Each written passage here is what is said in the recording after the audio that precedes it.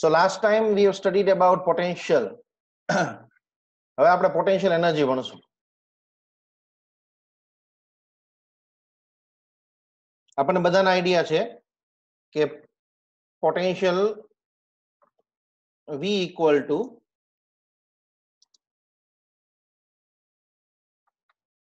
minus gm by r છે. એનો unit શું છે? જૂલ પર કેજી.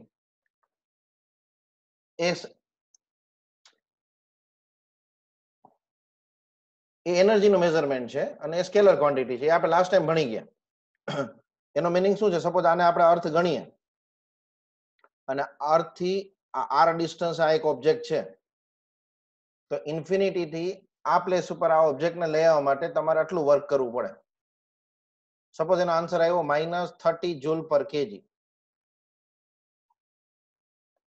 એનો મીનિંગ એવો છે કે આ ઓબ્જેક્ટ પાસે -30 જૂલ એનર્જી છે. આ યુનિટ માસ માટે હોય એને પોટેન્શિયલ કહેવાય. પણ એવું જરૂરી નથી કે એવરી ટાઈમ આપણે યુનિટ માસ જ લઈ આવશું. Suppose instead of unit mass we are bringing mass m.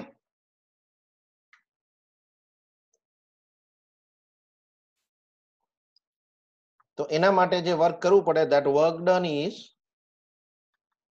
m into v, that is minus gmm upon r.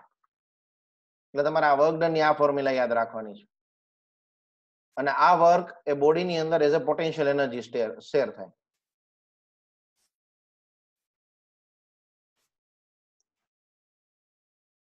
Potential energy is a scalar quantity, is unit is joule. આ એની dimension formula છે. Always negative છે. આપણે last time એનું reason consider કર્યું હતું. જ્યારે attractive force હોય ત્યારે ફિલ્ડ એનર્જી ઓલવેઝ નેગેટિવ હોય અને રિપલ્સિવ ફોર્સ હોય ત્યારે ફિલ્ડ એનર્જી ઓલવેઝ પોઝિટિવ હોય. એટલે જો r ઇન્ક્રીઝ થાય તો gravitation potential energy becomes less negative. Less negative means it increases.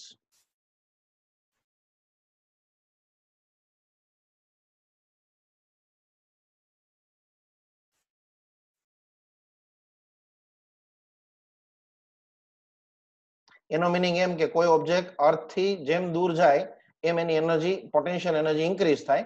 જેમ અર્થની નજીક આવે એમ પોટેન્શિયલ એનર્જી ડિક્રીઝ થાય.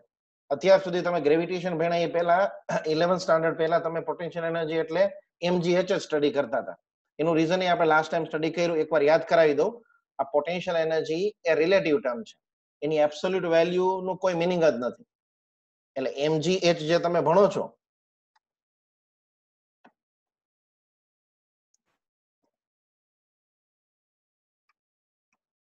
આ h આપણે આ અર્થ સપોઝ કન્સિડર કરીએ તો અર્થ થી h હાઈટે આપણે એની પોટેન્શિયલ એનર્જી કન્સિડર કરીએ.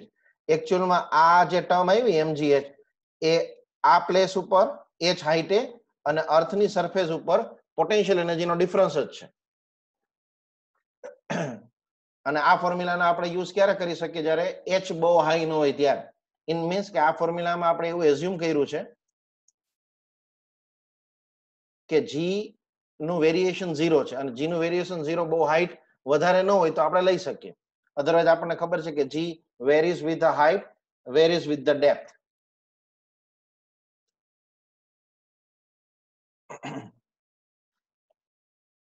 હવે જે આપણે કન્સેપ્ટ કરીએ છીએ એ એક્ઝામ માટે યુઝફુલ છે. સપોઝ કે મારી પાસે આ m1 ઓબ્જેક્ટ અહીંયા છે, m2 ઓબ્જેક્ટ અહીંયા છે અને સપોઝ એ બે વચ્ચેનો ડિસ્ટન્સ x છે. તો એનો મીનિંગ એમ કે જ્યારે આપણે આ સિસ્ટમને ફોર્મ કરીએ ઇટ મીન્સ કે આપણે m2 ઓબ્જેક્ટને ઇન્ફિનિટી થી આ m1 ઓબ્જેક્ટના ફિલ્ડમાં આપણે વી આર બ્રિંગિંગ ઇટ લઈ આવીએ છીએ. તો એના માટેનું વર્ક કેટલું થાય? તો કે m1 નું m2 પાસેનું પોટેન્શિયલ અને જેને તમે લઈ આવો છો એ. રિમેમ્બર, આ પોટેન્શિયલ જેના ફિલ્ડમાં જે ઓબ્જેક્ટને લઈ આવો છો એનું હોય અને અહીંયા જે ઓબ્જેક્ટને લઈ આવો છો એનું માસ હોય. સપોઝ મારી પાસે થર્ડ ઓબ્જેક્ટ m3 છે, એનું અહીંથી ડિસ્ટન્સ y છે અને અહીંથી ડિસ્ટન્સ z છે. એટલે એનો મીનિંગ એમ સમજો તમે, m1 ઓલરેડી છે જ આપણી પાસે, m2 ને ઇન્ફિનિટી થી તમે x ડિસ્ટન્સ પર લઈ આવો છો, એના માટેનું વર્ક ડન એટલે -G_m1_m2/x. હવે m1 ને m2 બે આવી ગયા છે. Now you are bringing m3 from infinity to this place. તો m3 ને તમે પહેલા m1 ના ફિલ્ડમાં લઈ આવો તો એનું ગ્રેવિટેશનલ પોટેન્શિયલ એનર્જી આટલું થશે અને હવે તમે m3 ને m2 ના ફિલ્ડમાં લઈ આવો તો એની ગ્રેવિટેશન પોટેન્શિયલ એનર્જી આટલી થશે. એટલે આ એની ટોટલ ગ્રેવિટેશનલ પોટેન્શિયલ એનર્જી થશે. એ જો તમે આ ફોર્મ્યુલા જોશો ને એટલે તમને આઈડિયા આવી જશે.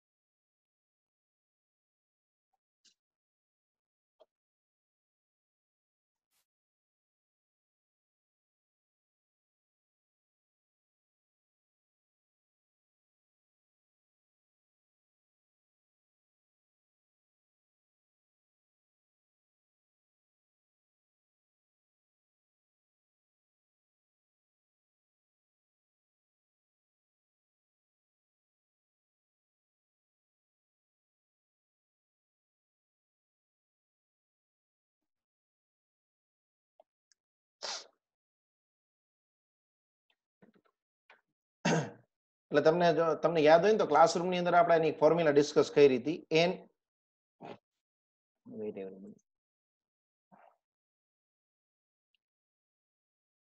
n into n plus 1/2.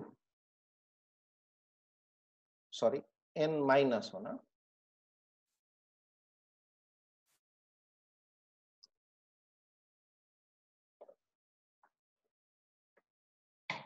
એટલે સપોઝ તમારી પાસે 10 ઓબ્જેક્ટ્સ હોય અને તમારે આખી સિસ્ટમની પોટેન્શિયલ એનર્જી ફાઇન્ડ કરવી હોય તો તમારે આવી 2 2 ની પેર બનાવવાની. આ ટોટલ પેર તમારે n equal to અહીંયા તમે 10 પુટ કરશો તો 10 10 minus 1 એટલે 9/2 એટલે ટોટલી 45 પેર્સ થશે.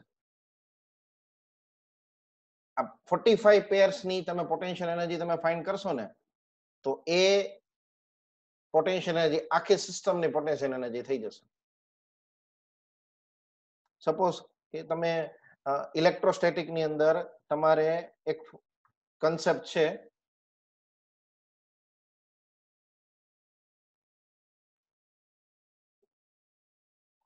કે સપોઝ આ ક્યુબ ના બધા વર્ટાઇસિસ ઉપર આ કન્સેપ્ટ તમે ઇલેક્ટ્રોસ્ટેટિકમાં યુઝ કરી શકો. આ બધા એક એક ચાર્જ કે માસ છે વર્ટાઇસિસ ઉપર. હવે જો તમારે આ સિસ્ટમની પોટેન્શિયલ એનર્જી ફાઇન્ડ કરવી હોય તો ટોટલ પેર્સ કેટલી થશે તો કે ટોટલ તમારી પાસે માસીસ કે ચાર્જીસ જે પણ કન્સિડર કરો એ ટોટલ 8 છે. તો n ની વેલ્યુ તમે 8 પુટ કરો. 8 minus 1 means 7/2 તો ટોટલ થશે 28 પેર્સ. આ ક્વેશ્ચન આપણે ક્લાસમાં ડિસ્કસ કર્યો હતો. અને જો તમે તમે જે ટેક્સ્ટ બુકમાં કન્સિડર કરો છો એનસીઈઆરટી માં એમાં સેન્ટરમાં એક છે તો હવે ટોટલ 9 થઈ ગયા. તો તમે n ની વેલ્યુ જો તમે 9 અહીંયા 9 પુટ કરો તો 9 into 8/2 એટલે ટોટલી 36 પેર્સ થશે. આ 36 પેર્સ માં G_m1_m2/r એટલે જે તમે પેર લ્યો એના બેના માસીસ લેવાના અને r એ બે પેરના જે માસીસ હોય એની વચ્ચેનું ડિસ્ટન્સ. તો તમને એની ટોટલ પોટેન્શિયલ એનર્જી મળી જશે. રિમેમ્બર આ પોટેન્શિયલ એનર્જી એ એન્ટાયર સિસ્ટમમાં સ્ટોર થયેલી છે, ઇન્ડિવિડ્યુઅલ પાર્ટિકલ પાસે નથી. એનો કેવી રીતે યુઝ કરવો એ આપણે આગળ ભણીએ છીએ. આ આપણે લાસ્ટ ટાઈમ સ્ટડી કરી ગયા potential energy is equal to mv. હવે સપોઝ તમારે સ્ફિયરના સેન્ટર ઉપર માસ એમને તમારે લઈ જવું હોય તો તમારી એની પોટેન્શિયલ એનર્જી આટલી થશે.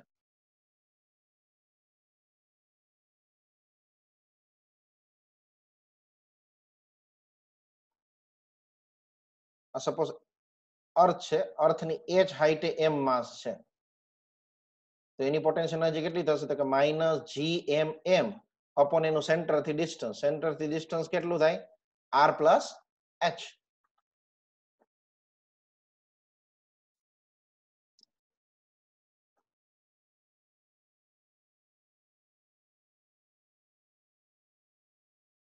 હવે અહીંયા g આપણને બધાના આઈડિયા છે કે gm/r² is equal to g છે. તો આ જે gm ની વેલ્યુ છે એની પ્લેસ ઉપર તમે gr² પુટ કરી શકો. એટલે જો અહીંયા gr² પુટ કર્યું છે. આમાંથી એક r કોમન લઈ લો, અહીંયા કેન્સલ થઈ જાય એટલે mgr અને 1 + h/r ફોર્મ્યુલા આવી જશે. આમ તો ફોર્મ્યુલાના પ્રૂફની કોઈ રિક્વાયરમેન્ટ નથી, તમે જસ્ટ આ ફોર્મ્યુલા યાદ રાખશો તોય ચાલશે. આ શેના માટેની ફોર્મ્યુલા છે? આ ફોર્મ્યુલા છે gravitational potential energy of A object of mass m at a height h from the surface of earth. પૃથ્વીની સપાટીથી h ઊંચાઈએ m દળના પદાર્થની ગુરુત્વીય સ્થિતિ ઊર્જા છે.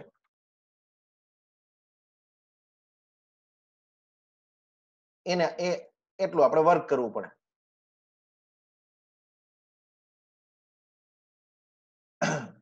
જો h નેગ્લિજિબલ ન હોય તો જ આનો યુઝ કરવાનો, જે h નેગ્લિજિબલ હોય તો આ જ ડાયરેક્ટ લઈ લેવાનો. નેગ્લિજિબલ એટલે અબવ 100 કિલોમીટર તમને હાઈટ આપે ને તો જ આ ફોર્મ્યુલાનો યુઝ કરવાનો. બાકી તમને એમ કહે કે અર્થની સપાટીથી 50 કિલોમીટર હાઈટે એની પોટેન્શિયલ એનર્જી કેટલી છે તો તમે ડાયરેક્ટલી mgh નો યુઝ કરી શકો. અહીંયા h શું છે? અર્થના સરફેસ થી એ ઓબ્જેક્ટની હાઈટ. હવે સપોઝ આ h ની વેલ્યુ nr છે. આ બધું નોટ કરતા રહેજો. nr એટલે એ હાઈટ અર્થના રેડિયસ થી n ટાઈમ્સ છે. તો અહીંયા તમે nr પુટ કરશો એટલે r કેન્સલ થઈ જશે, એટલે આ ફોર્મ્યુલા આવી જશે. તમે અહીંયા જસ્ટ h ની પ્લેસ ઉપર nr પુટ કરી દે અને h ની પ્લેસ ઉપર તમે r પુટ કરશો તો r કેન્સલ થઈ જશે અહીંયા, એટલે mgh/2 થઈ જશે અને h ની વેલ્યુ તો r જ છે.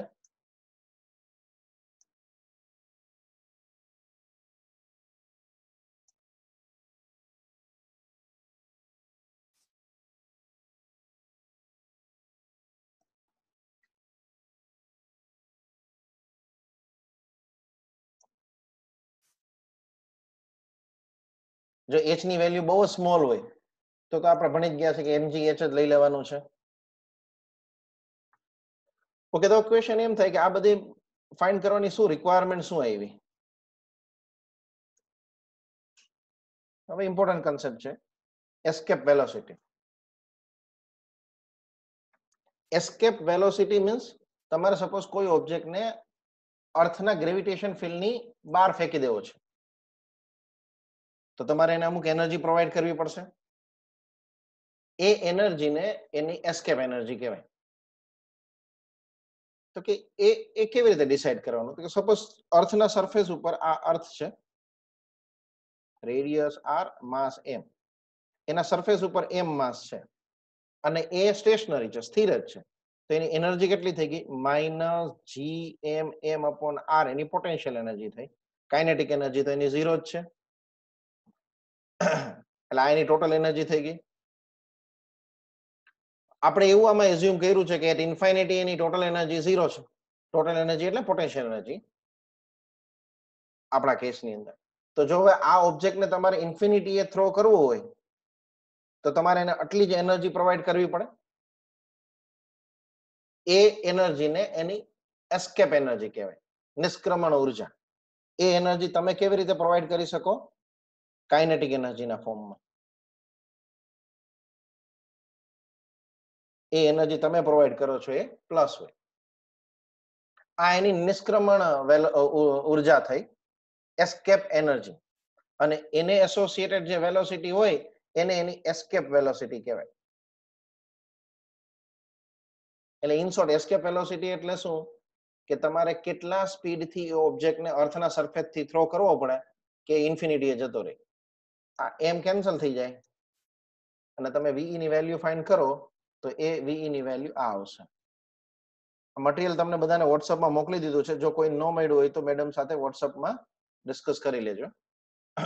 આ મટીરિયલના બધું પ્રૂફ તમારે કરવાની જરૂર નથી. અત્યારે જે હું લેક્ચરની અંદર તમને અંડરલાઈન કરી આપું છું એ ફોર્મ્યુલા જ કરવાના. પણ ફોર્મ્યુલાનું અન્ડરસ્ટેન્ડિંગ હશે તો એક્ઝામની અંદર માઇનર વેરિએશન આવશે તો તમે એને મેનેજ કરી શકશો. અને અહીંયા જીએમ ની પ્લેસ ઉપર તમે gr² પુટ કરશો એટલે એક r અહીંયા કેન્સલ થઈ જશે એટલે આ વી ની ફોર્મ્યુલા આવી જશે.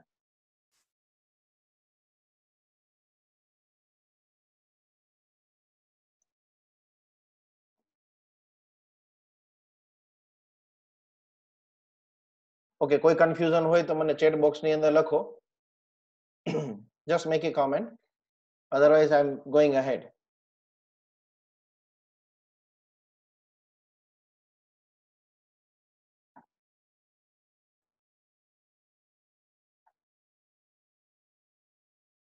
Okay, good. So no confusion. એટલે આપણે એસ્કેપ વેલોસિટી સ્ટડી કર્યું. આ એસ્કેપ વેલોસિટી ની ફોર્મ્યુલા તમે યાદ રાખી લેજો, પણ એક વાત યાદ રાખજો કે આ એસ્કેપ વેલોસિટી ક્યારે વેલિડ છે? જ્યારે એ ઓબ્જેક્ટ અર્થની સરફેસ ઉપર સ્ટેશનરી હોય ત્યારે માટે જ આ એસ્કેપ વેલોસિટી છે.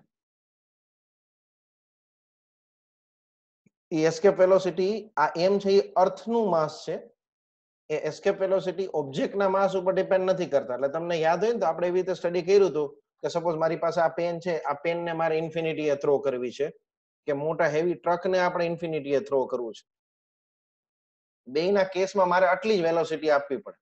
આ વેલ્યુ તમે અર્થનું માસ, અર્થની રેડિયસ ને બધું પુટ કરો તો તમને આઈડિયા છે 11.2 કિલોમીટર પર સેકન્ડ આવે છે. એટલે જો તમે અર્થના સરફેસ ઉપરથી કોઈ સ્ટેશનરી ઓબ્જેક્ટને આટલી સ્પીડથી થ્રો કરો તો એ ઓબ્જેક્ટ ઇન્ફિનિટીએ જતો રહેશે.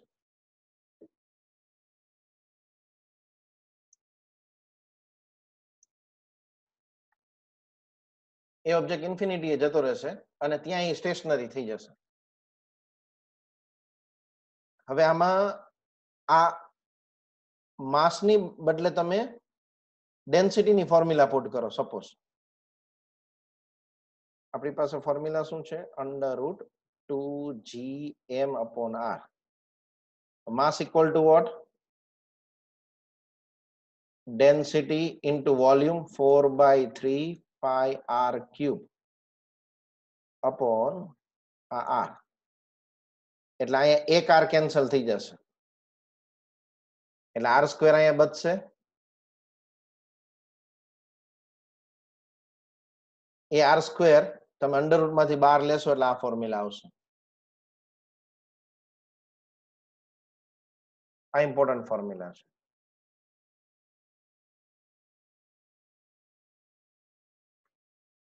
હું થોડું રબ કરી નાખું, જો તમે લખી નાખ્યું હોય તો તમને અમુક ડિફરન્શિએટ કરાવી શકીશ.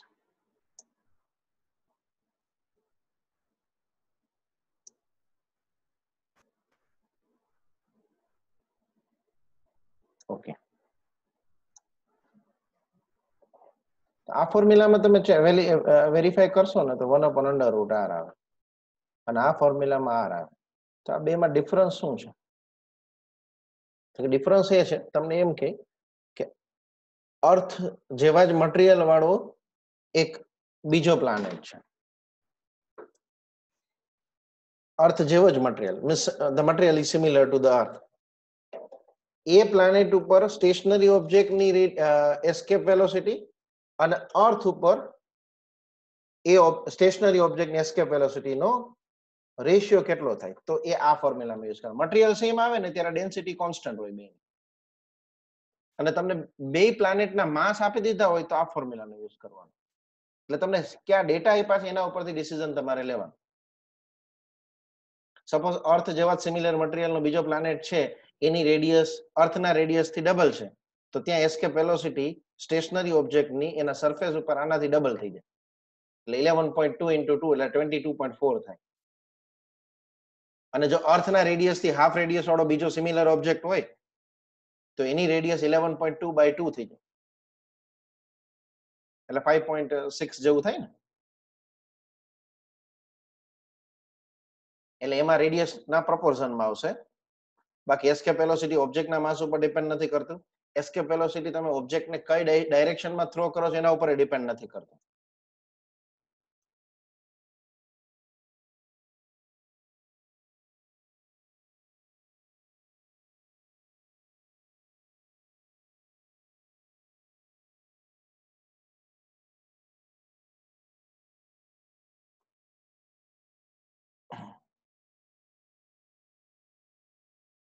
ઓકે, એટલે greater the value of m by r or gr, બે વેલ્યુ ઉપર ડિપેન્ડ કરે છે.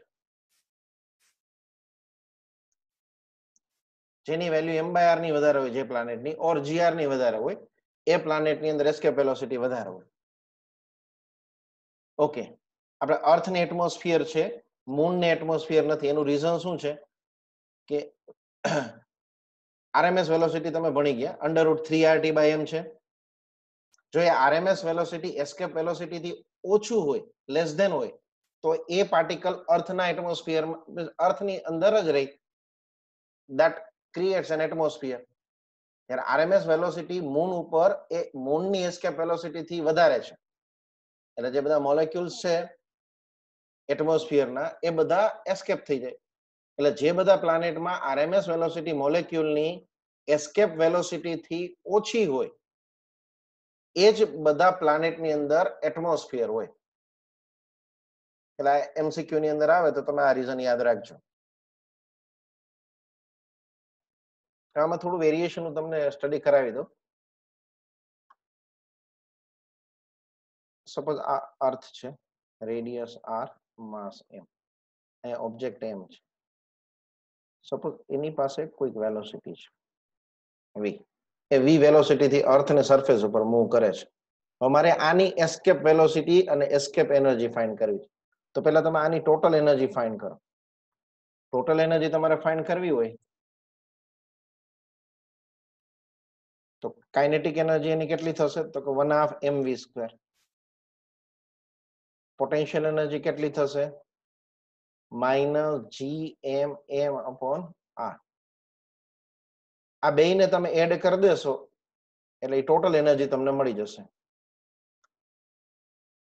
ટોટલ એનર્જી ઓલવેઝ નેગેટિવ જ હોય.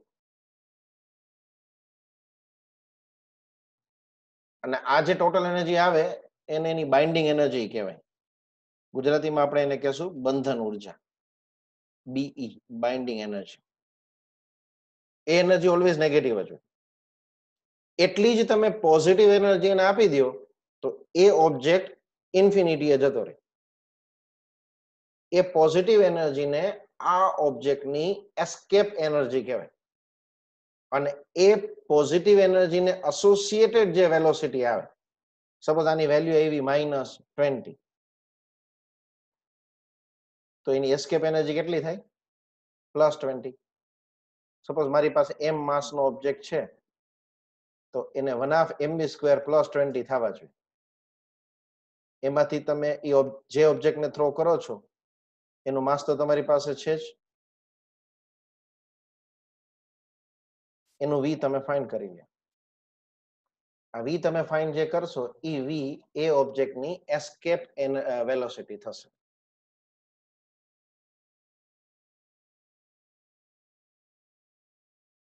બરોબર છે? એટલે તમે ઓલવેઝ એની એસ્કેપ એનર્જી કે એસ્કેપ વેલોસિટીની વેલ્યુ આપણે જે ફોર્મ્યુલામાં છે એ ના લઈ શકો. આપણે આગળ સ્ટડી કરીએ છીએ એના અમુક એક્ઝામ્પલ ભણશું, અને આ બધા એક્ઝામ્પલ્સ વધારે પૂછાય છે એન્ટ્રન્સમાં. હું આ બધું રબ કરી નાખું છું.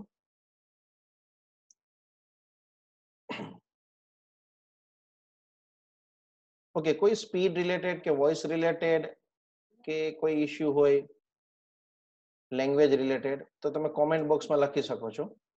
Suppose you want me to use more English word, you can use. તમે ઈચ્છતા હોય સર વધારે ગુજરાતી વર્ડ યુઝ કરો તો પણ તમે લખી શકો છો. તમે ગુજરાતી લખશો એટલે હું સમજી જઈશ વધુ ગુજરાતી તમારે ઈચ્છો છો. If you write English it means I will understand that you want more English terminology. પણ હું શું કરું છું, હું તમને ઇંગ્લિશ ટર્મિનોલોજીનો યુઝ કરીશ અને એક્સપ્લેનેશનની અંદર ગુજરાતીનો યુઝ કરીશ.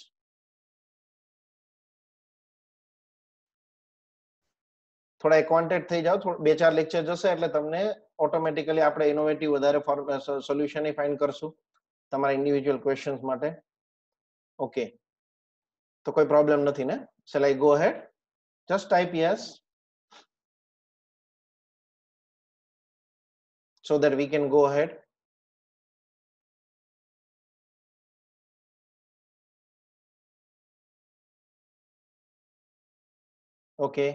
Okay, thank you very much.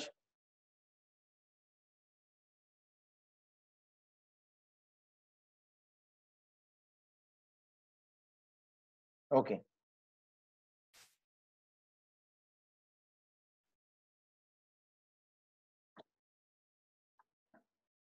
Great.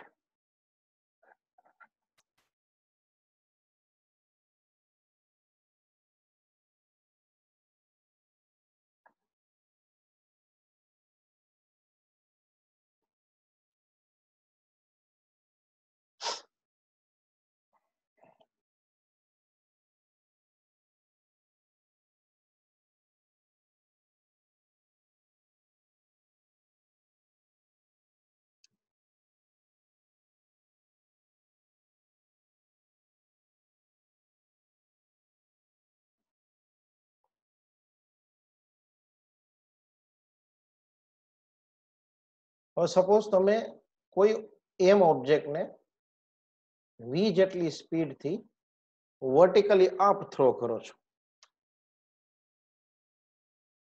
હવે મારે એટલું ફાઇન્ડ કરવું છે એના કેસીસ શું હોય. જો એની વેલોસિટી એસ્કેપ વેલોસિટી થી વધારે હોય તો આમ ઇન્ફિનિટી એમ જતું રહેશે. એસ્કેપ વેલોસિટી થી ઓછું હશે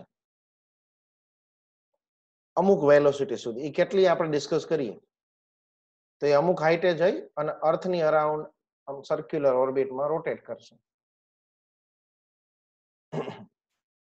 અમુક વેલોસિટીમાં એ ઇલિપ્ટિકલ ઓર્બિટમાં રોટેટ કરશે અને અમુક વેલોસિટીની અંદર એ પાછો અર્થ ઉપર આવી જશે.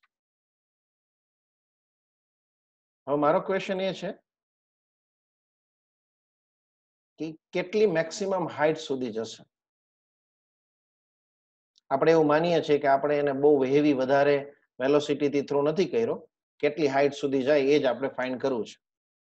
તો નોર્મલ તમે વર્ક પાવર એનર્જીના કન્સેપ્ટમાં શું ભણતા કે kinetic energy given equal to potential energy gain, એટલે 1/2 mv² ઇક્વલ ટુ mgh લઈ લે. પણ એમાં ને એ જ વસ્તુ આપણે અહીંયા કરીએ છીએ, પણ ત્યાં આપણે એવું એઝ્યુમ કર્યું હતું કે જી નું વેરિએશન નથી. ઇટ મીન્સ કે આપણે બહુ હેવી વેલોસિટીથી થ્રો નથી કર્યું. હું કે તમે થ્રો કરીએ તો આપણી એક લિમિટેશન્સ આવે, અમુક વેલોસિટીથી વધારે આપણે થ્રો ના કરી શકીએ, પરંતુ અહીંયા તો આપણે કન્સિડરેબલ વેલોસિટીથી થ્રો કરીએ છીએ. તો આ કેસની અંદર એની ટોટલ હાઈટ કેટલી, તો કે સપોઝ તમે એની ટોટલ એનર્જી ફાઇન્ડ કરો. આ એની પોટેન્શિયલ એનર્જી છે, આ તમે એને કાઇનેટિક એનર્જી પ્રોવાઈડ કરી, તો એની ટોટલ એનર્જી થશે. આ ટોટલ એનર્જીમાંથી તમે આર ને સબ્જેક્ટ કરી, એચ ને સબ્જેક્ટ કરી.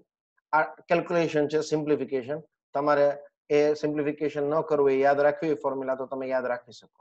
એટલે આ એની ફોર્મ્યુલા થશે.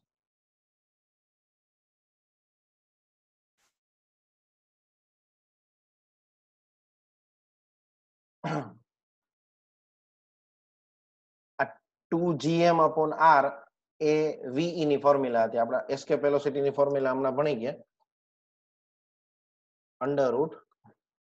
√2gme/r.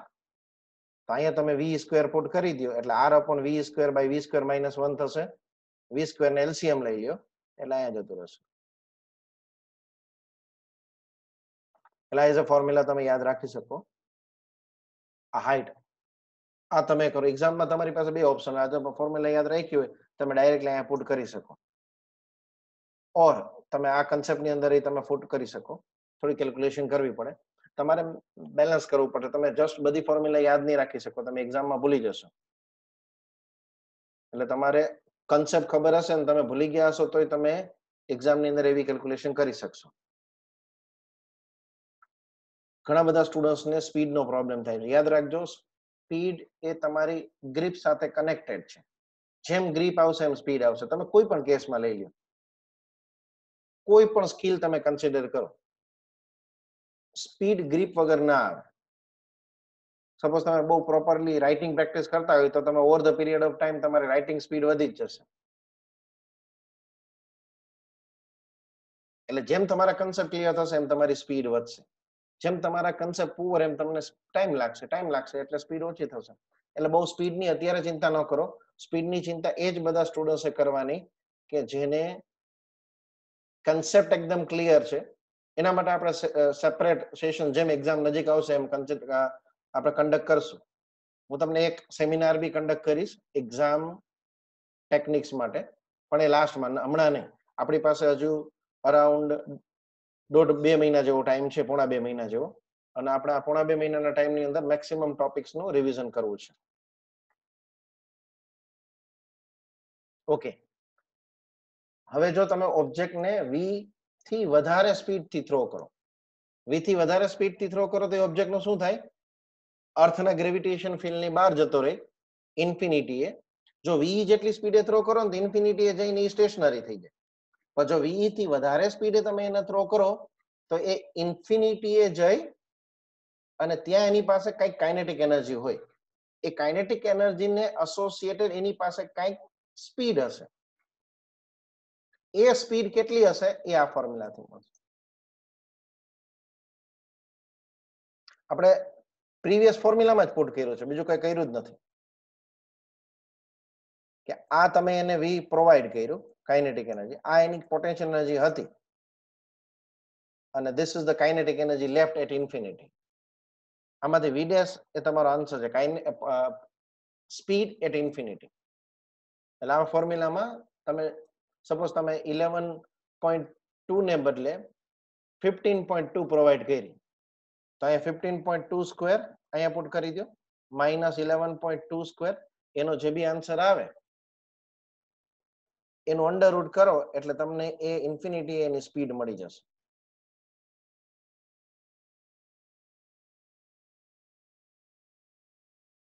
આપણે ભણી ગયા એસ્કેપ એનર્જીની ફોર્મ્યુલા. જો સ્પીડ ઓફ લાઇટ હોય, બ્લેક હોલ શું છે કે કોઈ ઓબ્જેક્ટની સ્પીડ લાઇટની સ્પીડથી વધારે હોય તો એ object such bodies from such bodies nothing can escape.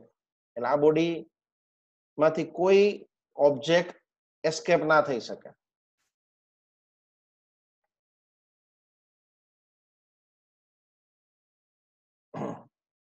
આ જસ્ટ રીડ કરવું હોય તો કરજો, તમને મટીરિયલ મોકલેલું છે, પણ જનરલી કોઈ એની રિક્વાયરમેન્ટ નથી. Kepler's law for the planetary motion.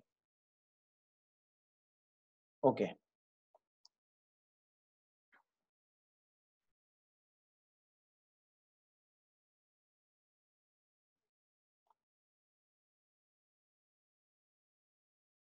First law, every planet moves around the sun in an elliptical orbit. Elliptical and oval shape, egg shape. So suppose Earth ની trajectory consider કરીએ તો sun અહીંયા કઈ હશે, exact સેન્ટરમાં નહીં હોય.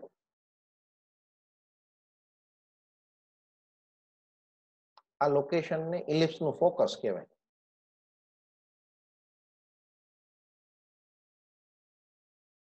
ઇલિપ્સને બે ફોકાઈ હોય, એક અહીંયા એસ ઉપર હોય ને એક એસ ડેશ ઉપર હોય. એ બહુ ચિંતા તમારે કરવાની જરૂર નથી, મેથ્સના સ્ટુડન્ટ્સને ડિટેલમાં ભણવાનું આવે છે. For biology students need not to worry. અને કોઈ પણ પ્લેનેટ છે એ આ ઇલિપ્સ ઉપર આમ રોટેટ કરતું હોય.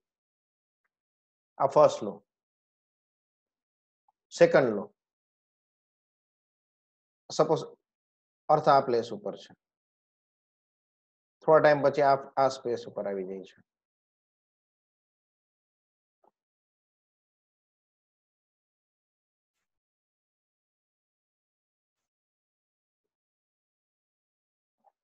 તો આ એરિયા જે આવ્યો એ area, this is the area covered by the line joining sun and earth. આ એરિયા સન અને અર્થ ને તમે લાઈન જોઈન કરો, એ લાઈને કેટલો એરિયા કવર કર્યો? સપોઝ આ એરિયા એને 1 અવરમાં કવર કર્યો, અને થોડા ટાઈમ પછી અર્થ અહીંયા છે, અને 1 અવર પછી અર્થ અહીંયા આવી જાય છે, એટલે અર્થ અહીંથી અહીંયા પહોંચ્યું, તો આ બે એરિયા સેમ હોય, આ એરિયા અને આ area. That is Kepler's second law.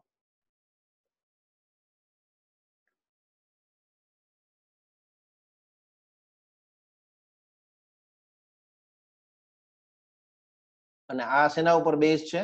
Law of conservation of angular momentum, કોણીય વેગમાન સંરક્ષણના નિયમ ઉપર આધારિત છે.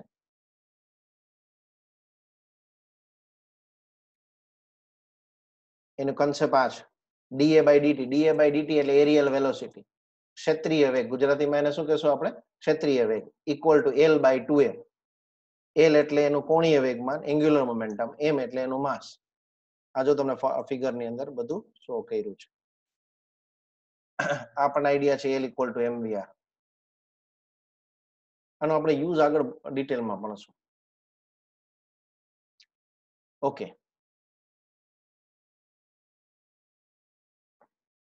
થર્ડ લો.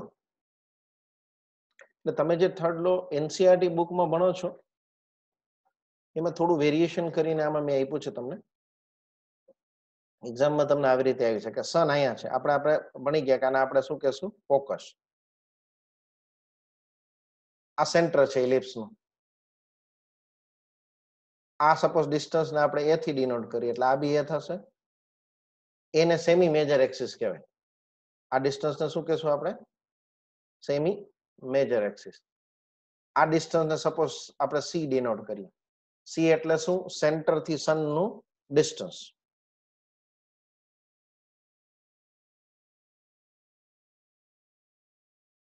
આ highest distance of the earth from sun એટલે એ શું થાય? c પ્લસ a થાય. અને આ shortest distance suppose earth a ઉપર હોય તો અર્થ નું સન થી ડિસ્ટન્સ કેટલું થાય?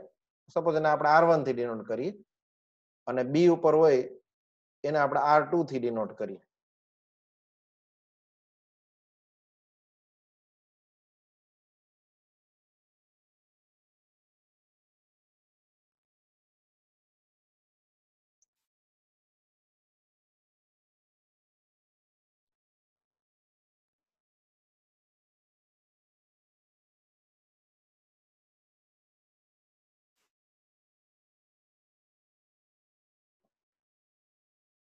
તો કેપ્લર નો થર્ડ લો શું છે? t square is proportional two a cube. t એટલે ટાઈમ પીરિયડ. અર્થ ને સન ને અરાઉન્ડ વન કમ્પ્લીટ રોટેશન માટેનો જે ટાઈમ હોય that is called time period. Time required by earth to complete one rotation around sun. અર્થ ને સૂર્યની આજુબાજુમાં એક પરિભ્રમણ કરવા માટે લાગતો સમય એ t સ્ક્વેર એ કોના પ્રપોઝનમાં છે? a ક્યુબમાં. એ શું છે? Semi major axis. હવે તમે જોશો તો i a અને i a એટલે 2a equal to r1 plus r2 થશે. જો આ r1 છે, આ r2 છે. તમે ચેક કરશો તો r1 equal to a minus c થાય અને r2 equal to a plus c થાય. તમે નોટબુક ની અંદર ફિગર ડ્રો કરીને બધું પુટ કરો એટલે તમને આઈડિયા આવશે. હવે આ તમે બેને એડ કરી દો તો 2a equal to r1 plus r2 થશે ને. એટલે એની વેલ્યુ શું થાય? r1 plus r2 by 2. એટલે એ વેલ્યુ તમે અહીંયા જો પુટ કરી દેશો એની પ્લેસ ઉપર તો t square equal t square proportional two r1 plus r2 cube આવશે. તમે જે ટેક્સ્ટ બુકમાં એનસીઆરટી માં ભણ્યા છો ને એ સર્ક્યુલર માટે ભણ્યા છો. હું આ સર્ક્યુલર માટે બેને કમ્બાઈન કરી આપે. એક્ઝામ ની અંદર તમને ઇલિપ્સના ફોર્મમાં એક્ઝામમાં આવે ને તો તમે એટેન્ડ કરી શકો છો. જો એ આવે તો એ ક્વેશ્ચન ટફ કેટેગરીમાં આવે અને આઈ વોન્ટ કે all my students to attend all the tough questions also. જો તમે લખ્યું છે આમાં Kepler's laws are valid for satellites also. Shortest distance is called perigee and largest distance is called apogee. I don't think you need to remember this technical terms, only for your knowledge. Okay. હવે કોઈ પણ planet હોય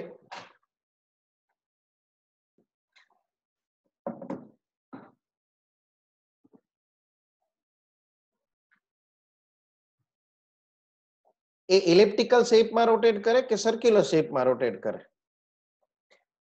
લો of conservation of angular momentum is always valid. એટલે કે કોણીય વેગમાં સંરક્ષણનો નિયમનું તો always પાલન થાય જ.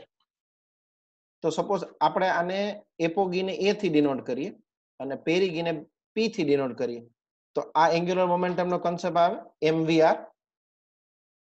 m કેન્સલ થઈ જશે એટલે vp upon va equal to ra upon rp થશે. આપણે જોઈ ગયા ra એટલે a plus c આરપી એટલે એ minus C.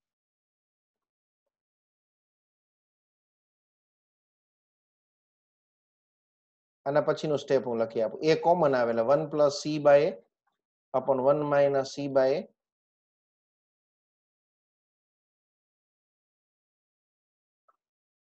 C by A is called E. Biology students.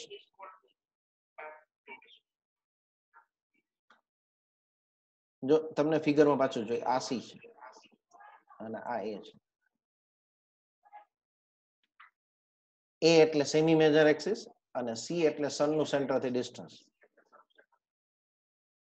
VP, P એટલે પેરીગી, A એટલે એપોગી.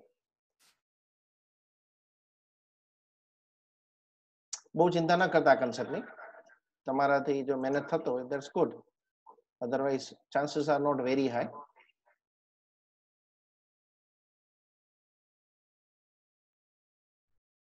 એટલે જ આપણે આ કન્સેપ્ટને વર્કઆઉટ કરીએ એમ વી આર કોન્સ્ટન્ટ જ હોય. એટલે એમ તો ઓબ્જેક્ટ નું માસ છે એ ફિક્સ છે, આર એનું ડિસ્ટન્સ છે. તો જ્યાં આર ઓછું હોય ત્યાં વી વધારે હોય, આર ઓછું ત્યાં વી વધારે, સોરી આર વધારે ને વી ઓછું. જ્યાં આર હાયર હોય ત્યાં વી લોવર હોય. એટલે આર હાયર ક્યાં છે? બી પાસે. આર હાઈએસ્ટ છે એટલે velocity of earth is lowest at B, apogee પાસે. અને velocity of earth is highest at A, perigee પાસે.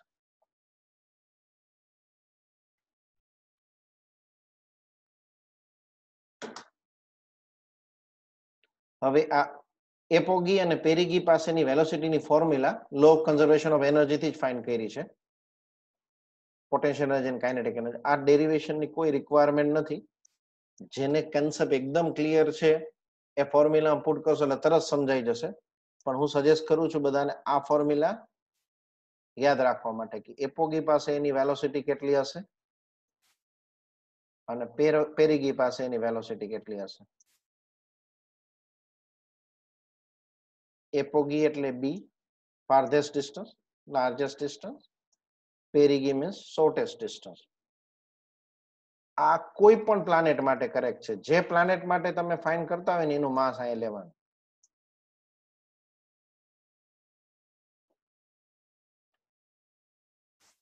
E is called eccentricity. યાદ રાખવાની જરૂર નથી બાયોલોજી સ્ટુડન્ટ્સ.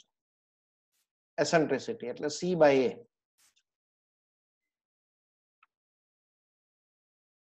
A એટલે સેમી મેજર એક્સિસ અને C એટલે સન નું ઇલિપ્સ ના સેન્ટર થી distance. Is okay? Good.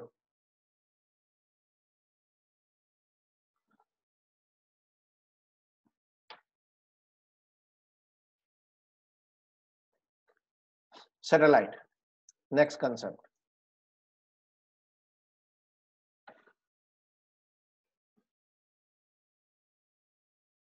Satellite means what? Anything which revolves around Earth is called Earth satellite. Earth ની આજુબાજુ જે રોટેટ કરે એ બધું Earth નું સેટેલાઇટ જ કહેવાય. સપોઝ એક ઓબ્જેક્ટ અહીંયા છે એ આમ રોટેટ કરે છે Earth ની around. That is called as satellite. Please bear with me. I am not very good at figure. Fine.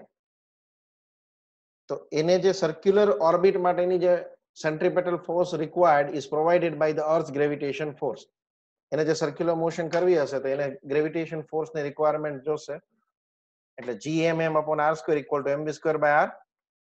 Make v subject, you will get this formula under root gm by r. This is called orbital velocity. આ formula important છે. Orbital velocity is the velocity with which satellite revolves around Earth. ગુજરાતીમાં એને શું કહેશો? કક્ષીય વેગ કહેશો. Yes, કક્ષીય વેગ એટલે સેટેલાઇટ નો કક્ષાનો વેગ, ઓર્બિટલ વેલોસિટી. જો આ સેટેલાઇટ અર્થ થી એકદમ નજીક હોય તો તમે અહીંયા આર પુટ કરી શકો અને બહુ નજીક ન હોય તો આર ની પ્લેસ પર આર પ્લસ એચ પુટ કરી શકો. એટલે આ ફોર્મ્યુલા તમે યાદ રાખી શકો. આમ તો તમે એક ફોર્મ્યુલા કરો ને તમને ઇન્ટર કન્વર્ઝન ફાવે ને તો આમાં કઈ તમારે સેપરેટ ફોર્મ્યુલા યાદ રાખવાની જરૂર નહીં પડે. તમે જોશો ને તો મોટા ભાગના કન્સેપ્ટની અંદર ઇન્ટર ફોર્મ્યુલા શું છે હું અહીં લખી આપું છું. આ આપણી પાસે ફોર્મ્યુલા છે gravitational acceleration on the surface of earth. એટલે સપોઝ અમુક જગ્યાએ જીએમ ની પ્લેસ ઉપર તમે જીઆર સ્ક્વેર મૂકી દીધું છે, અમુક પ્લેસ પર જીએમ બાય આર ની પ્લેસ ઉપર જીઆર પુટ કરી દીધું છે. એટલે જેવી રિક્વાયરમેન્ટ, અમુક પ્લેસ ઉપર સપોઝ તમારી પાસે એમ બાય આર સ્ક્વેર હોય તો જી બાય જી તમે લખી શકો. ઇક્વેશન ઉપર ડિપેન્ડ કરે. સપોઝ તમે આર સાથેનું રિલેશન ફાઇન્ડ કરવું હોય અને માસ કોન્સ્ટન્ટ હોય તો તમે આ ફોર્મ્યુલા યુઝ કરી શકો જી અને આર ની.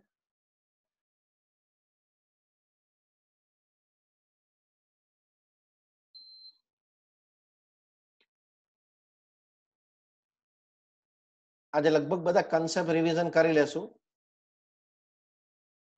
કાલે મારો નેક્સ્ટ લેક્ચર હશે, તમને મેડમ લિંક મોકલી આપશે વોટ્સઅપ થ્રુ, અને એમાં આપણે બધા એમસીક્યુઝ ડિસ્કસ કરશું.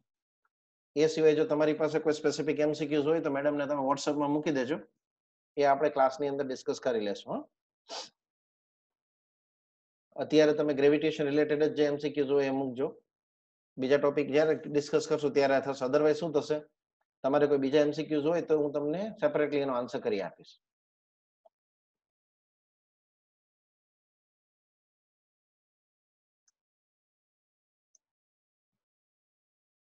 ઓર્બિટલ વેલોસિટી ની ફોર્મ્યુલા શું થાય?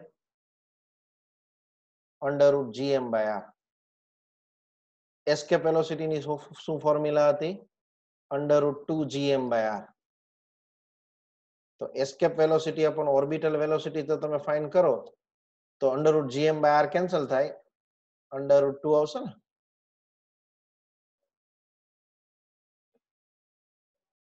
આ પણ એન્ટ્રન્સમાં આવી ગયો છે ક્વેશ્ચન કે અર્થના સરફેસ ઉપર, અર્થની કોઈ પણ પ્લેનેટ માટે આ ચાલશે, કોઈ પણ પ્લાનેટના સરફેસ ઉપર એસ્કેપ વેલોસિટી સ્ટેશનરી ઓબ્જેક્ટની, અને એ પ્લાનેટને નિયર સેટેલાઇટની ઓર્બિટલ વેલોસિટીનો રેશિયો કેટલો? તો અંડર રૂટ 2.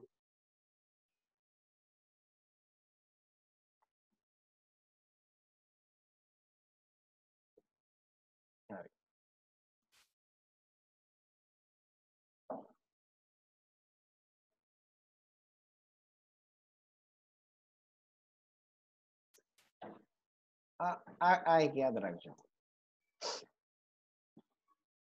એસ્કેપ વેલોસિટી એ ઓર્બિટલ વેલોસિટી થી કેટલી વધારે છે? Root 2 times.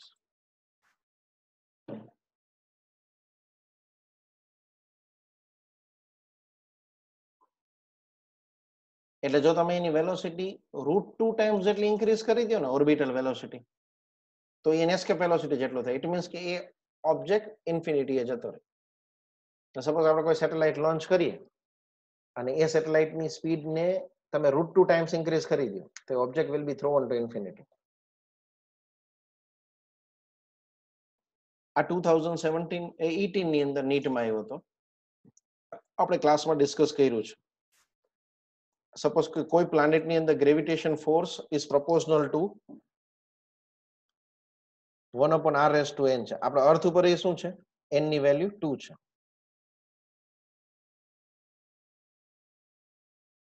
તો ઓર્બિટલ વેલોસિટી અર્થ ઉપર under root GM by R છે, પણ એની બદલે r⁻n હોય તો એની આ ફોર્મ્યુલા થશે.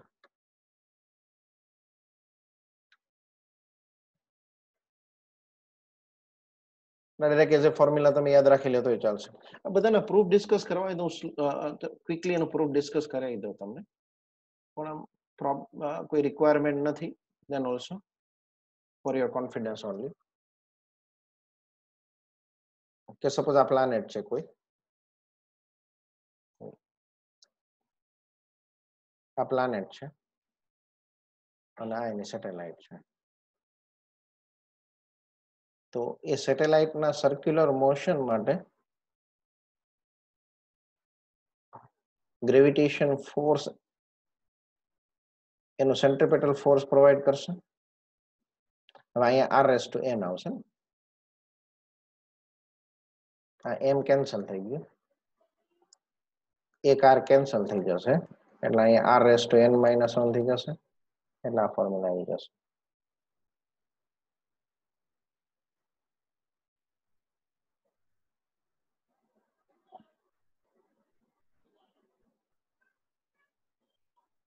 ઓકે,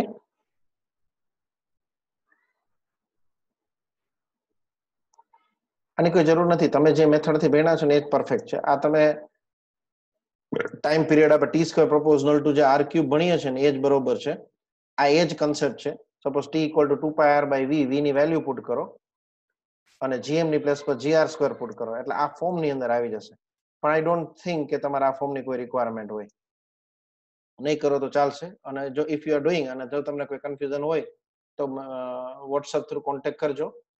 હું તમને ડિફિકલ્ટીઝ માટે એક સેપરેટ સેશન એ રાખી આપીશ ઇફ ઇટ ઇઝ રિક્વાયર્ડ. આ ફોર્મ્યુલા તમે ભણ્યા છો, T square proportional to R cube.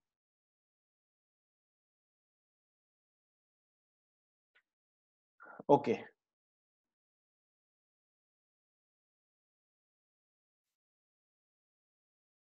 અર્થના નિયરમાં જે કે સેટેલાઇટ હોય ને તેનો ટાઈમ પીરિયડ એટલો હોય, અરાઉન્ડ 1.4 અવર આવે છે.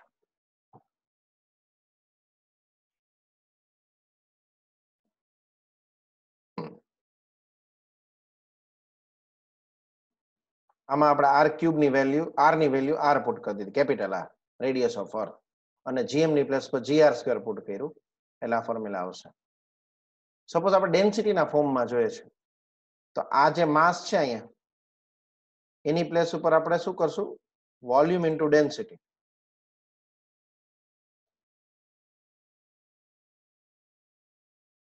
સપોઝ કે આપણી પાસે ફોર્મ્યુલા છે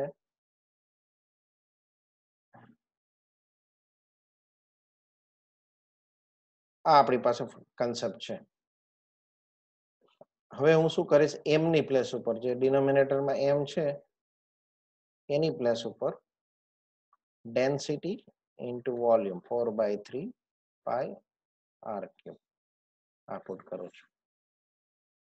અને જો એ ઇફ એ અર્થની એકદમ નિયર હોય તો આ બે કેન્સલ થઈ જશે તો તમને આ ફોર્મ્યુલા આવી જશે. એટલે તમે જોશો તો ટી proportional to 1/√ρ આવશે. Very nice question can be form.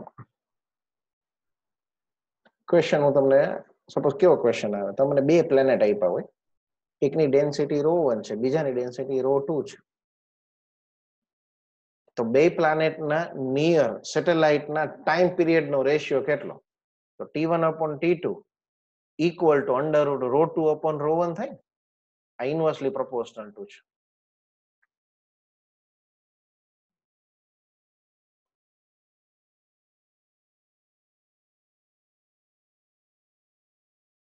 કોઈ ક્વેશ્ચન કોઈને? જેને ક્વેશ્ચન હોય મને કહો એટલે હું એ પ્રમાણે ડિસ્કસ કરું next topic.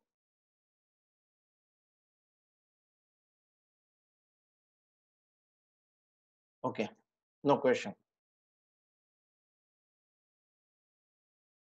That's great. Okay, આપણે જે ઓર્બિટલ વેલોસિટી ભણે એવી રીતે એસ્કેપ વેલોસિટી માટે કન્સેપ્ટ ભણી શકીએ.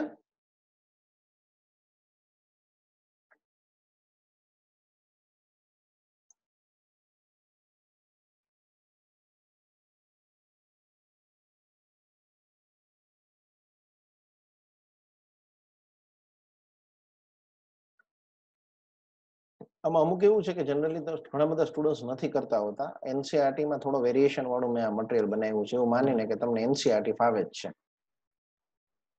આ બેઝિક લેક્ચર નથી, આ રિવિઝન નો લેક્ચર છે. એટલે અમુક ટોપિક જો તમે વર્કઆઉટ ન કર્યું હોય તો તમને વધારે ટફ ફીલ થશે, અમુક તમને સમજાશે ઓછું.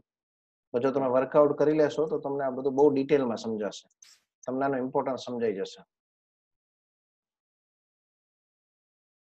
પ્રીત વરસાણી.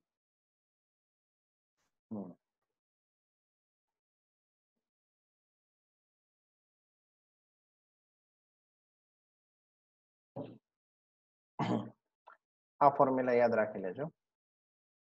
આ તમારે મટીરિયલ આપ્યું ને એમાં ક્વેશ્ચન છે, આપણે આ ક્લાસરૂમમાં ડિસ્કસ કર્યો હતો કે gravitation force RS to n ના ઇન્વર્સ પ્રોપોર્શનમાં હોય. અત્યારે આપણે r સ્ક્વેર લઈએ છીએ ને, એ પ્રોપોર્શનલ ટુ 1/r સ્ક્વેર. અહીંયા તો ટાઈમ પીરિયડ કેટલો આવે છે? t square proportional to r square આવે છે. પણ જો n ના ફોર્મમાં હોય તો t proportional to r n + 1/2 આવે. હવે એક્ઝામમાં હું તમને શું કહું, સપોઝ કે તમને એક્ઝામમાં કોઈ પણ ટોપિકમાંથી આવી ટાઈપનો ક્વેશ્ચન આવે છે કે જે તમારા ટેક્સ્ટ બુક કરતા થોડું અલગ એઝ્યુમ કરે છે, તો તમારે શું કરવાનું કે સપોઝ n ની વેલ્યુ 2 પુટ કરી દો, તો અહીંયા તમે n ની વેલ્યુ આ પ્લેસ ઉપર 2 પુટ કરશો ને, એટલે t પ્રોપોર્શનલ ટુ r = 3/2 આવશે. તો ઓપ્શન ની અંદર જે ફોર્મ્યુલામાં મેચ થઈ જતું હોય ને, તમને આ t square proportional to r cube તો આઈડિયા છે, જેમાં આ મેચ થઈ જતું હોય એ ઓપ્શન તમારે સિલેક્ટ કરી લેવાનો. To get the best result in entrance exam, it is not necessary to know everything in detail. But suppose તમને અમુક ઓપ્શન એલિમિનેટ કરતા બી આવડી જશે ને, suppose out of 4 option you can eliminate 2, કે આ બે તો આન્સર નહીં જ આવે, અને બાકીના બે માંથી તમે જો સિમ્પલી ગેસિંગ કરશો ને, તો એ તમારી કરેક્ટ થવાની પ્રોબેબિલિટી 50% થઈ જશે. અને 50% પ્રોબેબિલિટી ની અંદર સપોઝ તમે આઉટ ઓફ આપણે નીટ માટે કન્સિડર કરીએ કે સપોઝ 180 ક્વેશ્ચન છે અને તમે 100 ક્વેશ્ચન 50% પ્રોબેબિલિટી થી એટેમ્પ્ટ કર્યા, બાકીનામાં ઘણા તમને ફાવી ગયા, અમુક તમે છોડી દીધા ફોર એક્ઝામ્પલ, તો એ 100 માંથી 50% પ્રોબેબિલિટી કન્સિડર કરીએ તો તમારા 50 કરેક્ટ થાય. એ 50 કરેક્ટ ના તમને 200 માર્ક્સ આવશે, અને 50 જે રોંગ છે એના તમારા 50 માર્ક્સ કટ થશે, તોય તમારો સ્કોર 150 થશે.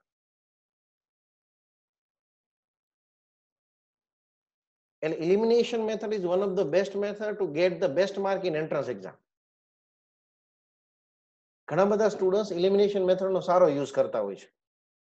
તમે એક્ઝામની અંદર શું વિચારો છો એના ઉપરથી તમારો સ્કોર ડિસાઈડ થશે.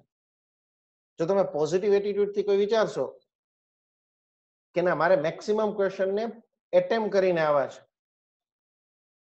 પ્રોપરલી, તો તમારો સ્કોર સારો થશે. પણ જો તમે નેગેટિવ થોટથી જ એક્ઝામમાં જશો કે મને બહુ નથી ફાવતું, or I am not good at this subject, I am not good at this topic, I am finding it difficult to manage this, તો શું થશે, એ નેગેટિવ થોટથી તમારી એક્ઝામમાં એટેમ્પ્ટ્સ જ ઓછી થશે.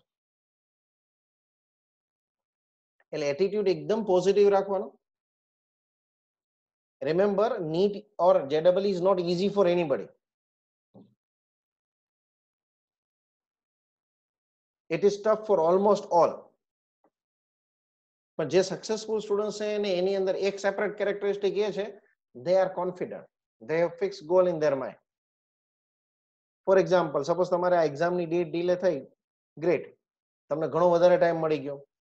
ઘણા બધા કેસીસમાં એવું હોય છે કે સ્ટુડન્ટ્સે અત્યાર સુધી બહુ પ્રોપર પ્રિપેરેશન ન કરી હોય, તો હવે જે આ ટાઈમ મળ્યો એમાં પ્રિપેરેશન થઈ શકે. જરૂરી નથી કે તમે ફૂલ્લી પ્રિપેરેશન કરીને જ એક્ઝામમાં સારા માર્ક્સ લઈ આવી શકો, but try your best that you can get the best result in exam. જે કરો એ સારી પ્રિપેરેશનથી કરો, પોઝિટિવ એટીટ્યુડથી કરો, ડર ન રાખો. જેટલો ડર રાખશો એટલો સ્કોર ઓછો થશે.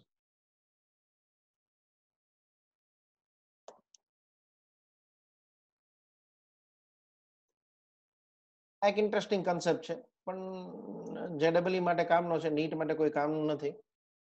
એટલે just JEE students just go through it.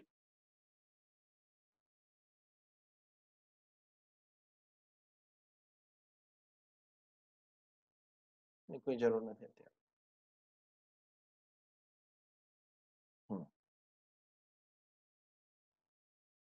આ કન્સેપ્ટ ઉપર એક ક્વેશ્ચન બહુ આવે છે, એન્ગ્યુલર મોમેન્ટમ ઓફ સેટેલાઇટ.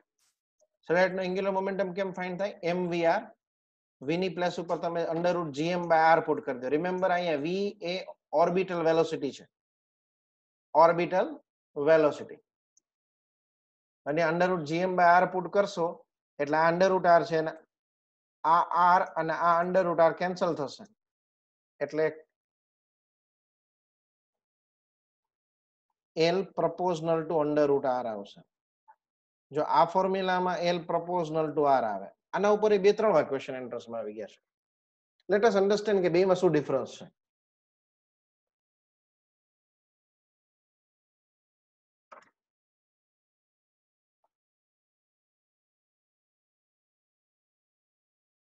આ ફોર્મ્યુલામાં mvr છે અને આ ફોર્મ્યુલામાં l, આ ફોર્મ્યુલામાં l પ્રોપોર્શનલ ટુ r છે અને આ ફોર્મ્યુલામાં l proportional two under route r છે. બેનો ડિફરન્સ શું છે? How many of you know it? Just write yes in a comment box if you know the difference between these two concepts, when to use which one. Just say yes. Okay, Kuldeep cannot say. હું ફરીથી કહું છું કુલદીપ. કોઈને difference ખબર છે કે કઈ formula ક્યારે યુઝ કરવાનું કે હું સમજાવું?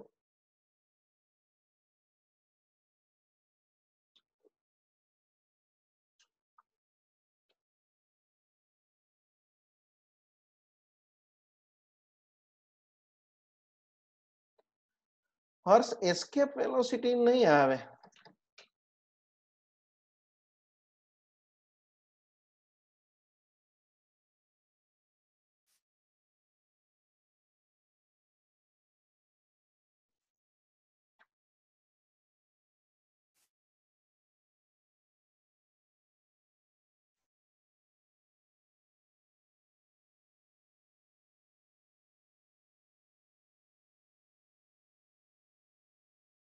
I'm waiting for the responses.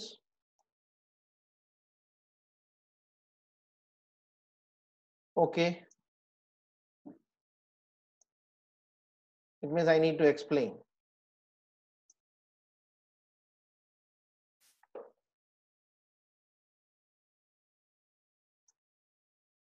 I'm waiting for the responses.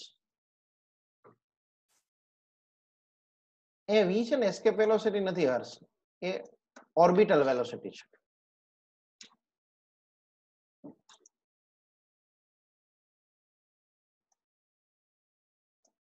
Yes twinkle, orbital velocity છે પણ ડિફરન્સ ક્યારે કઈ ફોર્મ્યુલા યુઝ કરવાનું. એટલે તમે એમ કન્સેપ્ટમાં લઈ શકો કે ઓર્બિટલ વેલોસિટી અને માસ ગિવન હોય તો l પ્રોપોર્શનલ ટુ r આવશે for a given orbital velocity and mass. પણ ગિવન ઓર્બિટલ વેલોસિટી નો એવી રીતે ઇક્વેશન નહીં પૂછી શકે.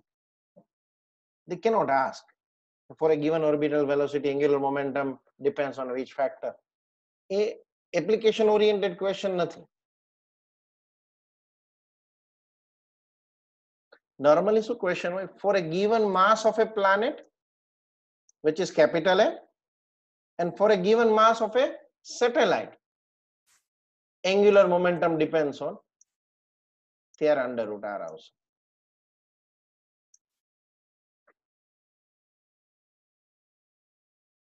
એટલે આના ઉપર તો ક્વેશ્ચન ક્રિએટ કરવો જ ટફ છે, એમ સમજો તોય ચાલશે.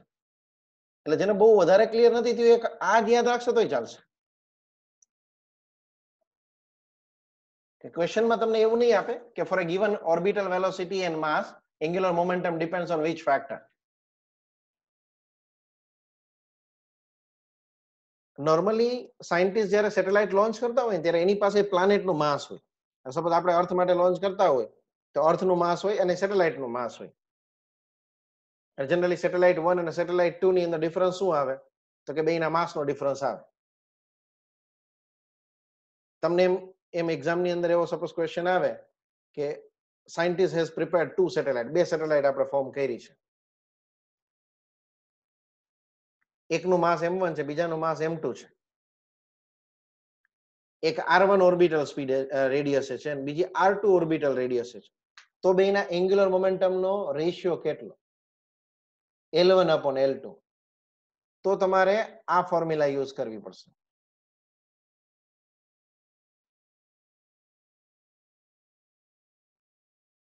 m1 square r1/m2 square r2. પણ નોર્મલી એક્ઝામમાં છે ને તમને બેયના માસ સેમ આપી દેશે.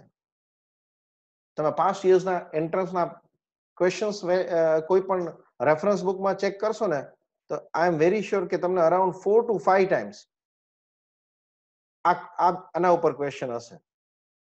either in PMT or in NEET or in AIMS or state level medical entrance exams જે પાસ્ટમાં કન્ડક્ટ થતી, JEE માં શ્યોર છું આવી જ ગયું છે, AEEE માં આ ક્વેશ્ચન આવી ગયો છે. એટલે આ ક્વેશ્ચન ને થોડું વેરિએશન લઈ આવે એટલા માટે જ આના ઉપર હું તમને વધુ ટાઈમ સ્પેન્ડ કરું છું.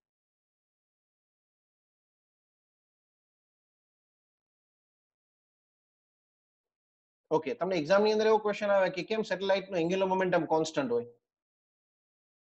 તો એનું રીઝન એ છે કે force is central, so torque is 0. જેનો ફોર્સ છે એ સન, સપોઝ કે અર્થ એનું સેન્ટર છે અને અર્થની અરાઉન્ડ એ સેટેલાઇટ રોટેટ કરે છે, એટલે જેનો ફોર્સ જે છે એની લાઇન ઓફ એક્શન એના એક્સિસ ઓફ રોટેશનમાંથી પાસ થાય છે ને, આ રોટેશનલ મોશન નો આખો કન્સેપ્ટ છે. એટલે તમે એટલું જ યાદ રાખી શકો, એન્ગ્યુલર મોમેન્ટમ ક્યારે કોન્સ્ટન્ટ હોય, ત્યારે ટોર્ક 0 હોય ત્યારે. આ આપણે સ્ટડી કરી ગયા.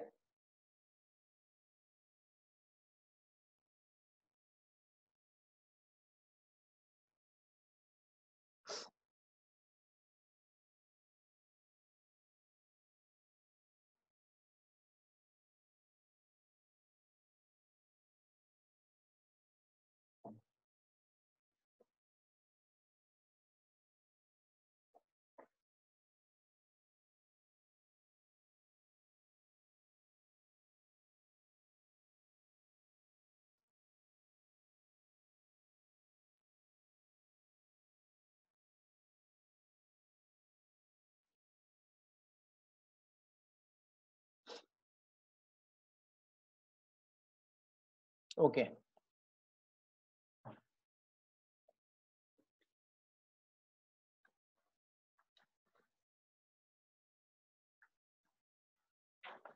આ એનર્જી રિલેટેડ ક્વેશ્ચન નહીં તમે પાસ્ટ યર્સના પેપર્સમાં મળશે. સપોઝ કે તમારે કોઈ પણ પ્લાનેટની પોટેન્શિયલ એનર્જી ફાઇન્ડ કરવી છે, સોરી સેટેલાઇટની, તો પોટેન્શિયલ એનર્જી કેમ મળશે? -GMM/r. આ એમ છે એ સેટેલાઇટનું માસ છે, આ કેપિટલ એમ છે એ પ્લાનેટનું માસ છે. હું પેલા આ સેન્સમાં કરાવી દઉં, પછી એલ ના સેન્સમાં કરાવું, એમ ના સેન્સ. કાઇનેટિક એનર્જી કેટલી? તો કે 1/2 mv². અહીંયા v શું છે? ઓર્બિટલ વેલોસિટી, કક્ષીય વેગ. એમાં v ની તમે આ વેલ્યુ પુટ કરશો એટલે એ થશે GMM/2r.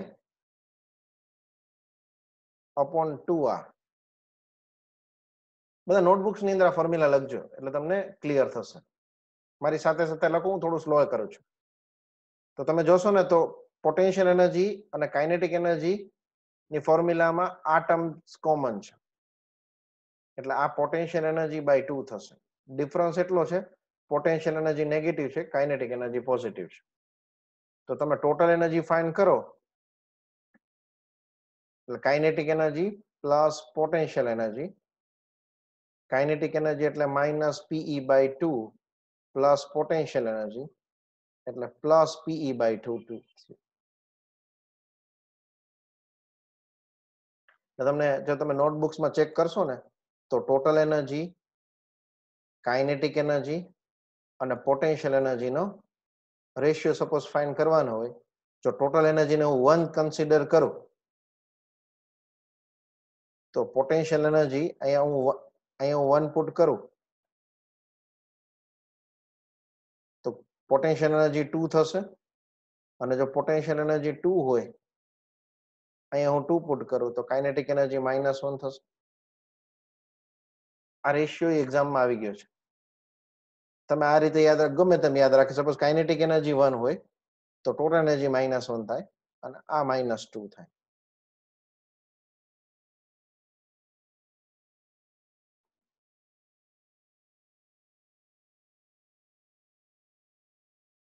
એટલે આ જો રેશિયો છે એ યાદ રાખજો. આ ટાઈપના ક્વેશ્ચન્સ ડાયરેક્ટલી એક્ઝામમાં આવી જશે. સ્પીડ મેક્સિમમ ક્યાં હોય? તો કે જે શોર્ટેસ્ટ ડિસ્ટન્સ છે જ્યારે સેટેલાઇટ હોય ત્યારે, તો ત્યાં એની કાઇનેટિક એનર્જી મેક્સિમમ હોય, પોટેન્શિયલ એનર્જી મિનિમમ હોય. અને જ્યાં સ્પીડ સૌથી ઓછી હોય ત્યાં કાઇનેટિક એનર્જી મિનિમમ હોય અને પોટેન્શિયલ એનર્જી મેક્સિમમ હોય.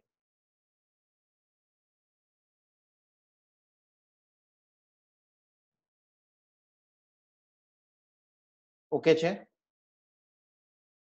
હું રબ કરું છું.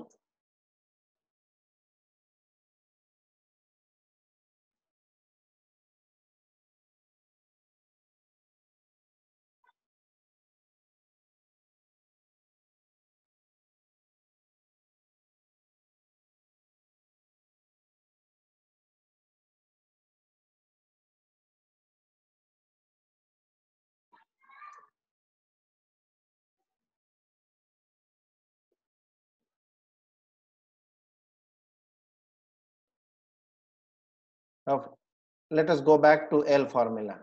L ની વેલ્યુ mvr છે.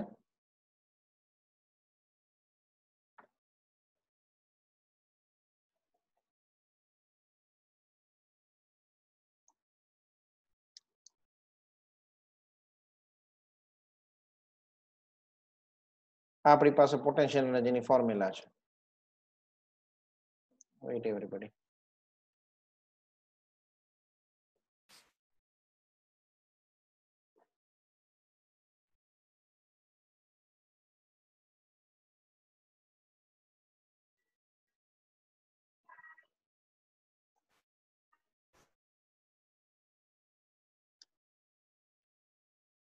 L ની ફોર્મ્યુલા છે mvr અને v ની વેલ્યુ છે √gm/r. સપોઝ મારે આની અંદર L ને ઇન્ટ્રોડ્યુસ કરવું હોય, I don't want G and M, તો આમાં gm ને સબ્જેક્ટ તમે કરશો તો શું થશે? આ ફોર્મ્યુલામાંથી પેલા સ્ક્વેર કરી નાખો એટલે L²/m/r² અને આ r ઉપર જતું રહેશે, r એક કેન્સલ થશે એટલે gm ની પ્લેસ ઉપર L²/mr અહીંયા પુટ કરી દો.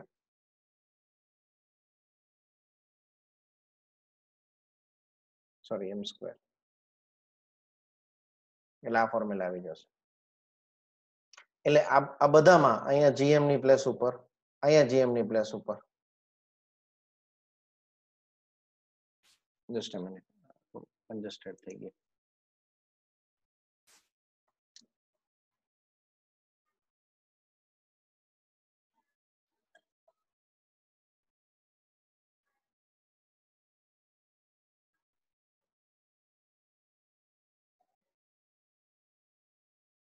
આ ત્રણેયમાં તમે gm ની પ્લેસ ઉપર પુટ કરશો એટલે આ ફોર્મ્યુલા આવી જશે.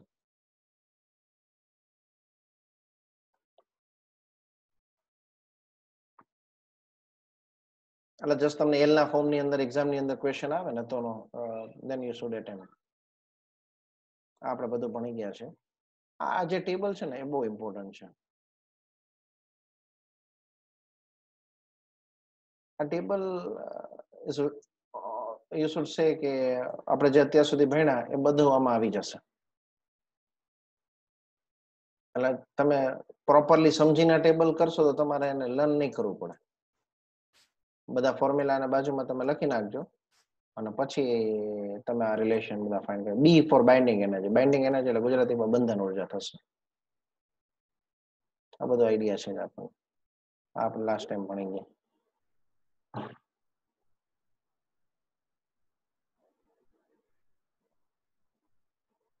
આ મેં નોટ્સમાં તમને બધું આપી દીધું છે અને સેન્ટેન્સીસ છે.